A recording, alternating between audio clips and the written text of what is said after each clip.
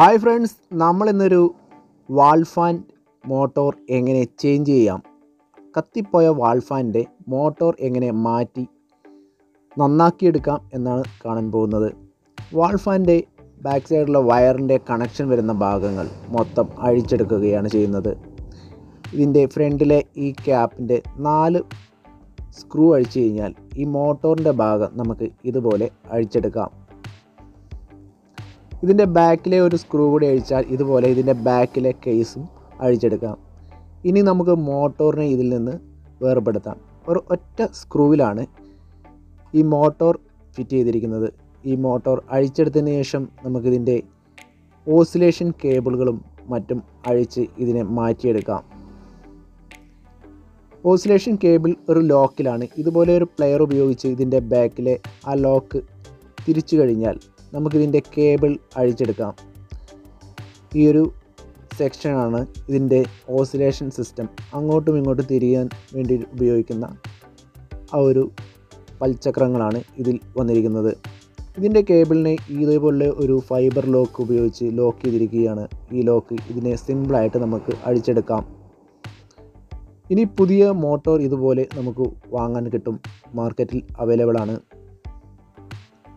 വെറും 700 രൂപ വിലയുള്ള ഈ മോട്ടോർ ഇതിലേക്ക് സെറ്റ് ചെയ്താൽ വലിയൊരു സംഖ്യയുടെ വാൾ ഫാൻ നമുക്ക് ഇതുപോലെ സെറ്റ് ചെയ്തെടുക്കാം. ഈ മോട്ടോർ നമുക്ക് ഇതിലേക്ക് ഫിറ്റ് ചെയ്യുന്നത് വളരെ സിമ്പിളായിട്ട് ഇതിൻ്റെ നമ്മൾ നേരത്തെ അഴിച്ചെടുത്തിരിക്കുന്ന ആ ഒരു ലോക്കിലേക്ക് ഈ പുതിയ മോട്ടോറിൻ്റെ ആ സെറ്റ് ചെയ്യാവുന്നതാണ്. ഒരൊറ്റ സ്ക്രൂവിൽ തന്നെയാണ് നമുക്ക് ഈ കേസിലേക്ക് മോട്ടോർ സെറ്റാക്കുന്നത്. ഈ ഒരു സ്ക്രൂ ടൈറ്റ് ചെയ്താൽ മോട്ടോർ ഇതിലേക്ക് ടൈറ്റായി നിൽക്കുകയും ചെയ്യും. ഇനി ഇതിനെ നമുക്ക് ഓസിലേഷനും അതുപോലെ വയർ കണക്ഷനും ഈസിയായി കണക്ഷൻ നൽകാം.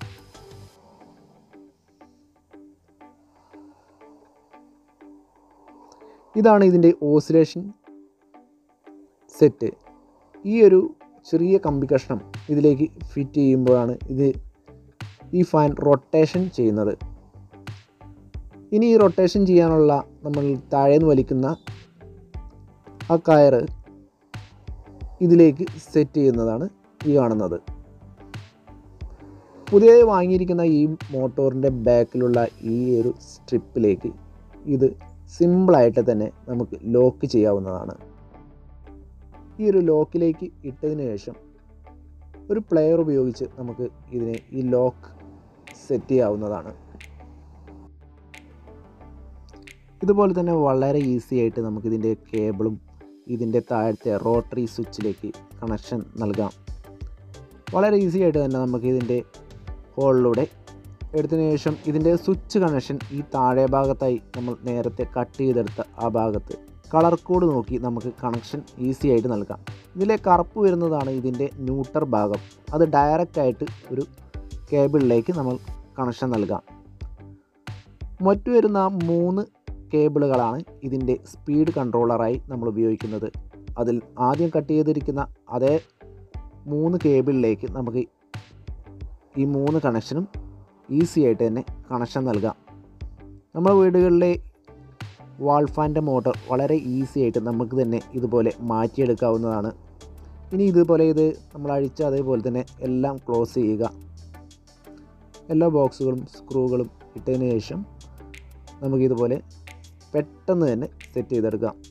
ഇനി മോട്ടോറിൻ്റെ കേസാണ് നമ്മൾ സെറ്റ് ചെയ്യാൻ പോകുന്നത്. ആദ്യം നമ്മൾ അഴിച്ചെടുത്തിരിക്കുന്ന അതേ കേസ് ഇതിൻ്റെ ഫ്രണ്ടിൽ ആദ്യം ടൈറ്റ് ചെയ്തെടുക്കുക. ഇതുപോലെ ഈ 4 സ്ക്രൂകളും ഇതിൽ ടൈറ്റ് ചെയ്താൽ മോട്ടറിൻ്റെ ഫ്രണ്ട് ഭാഗം നന്നായി ടൈറ്റ് ചെയ്യും. ഇനി ഇതിൻ്റെ ബാക്കിലെ ബാക്ക് കേസും കൂടി ഇതിൽ ഫിറ്റ് ചെയ്താൽ ടേബിൾ ഫാൻ അല്ലെങ്കിൽ വാൾ ഫാനും ഇതുപോലെ സെറ്റ് ചെയ്ത് തീർന്നിരിക്കുകയാണ്. നമുക്കിനി ഇത് വർക്ക് ചെയ്ത് നോക്കാം.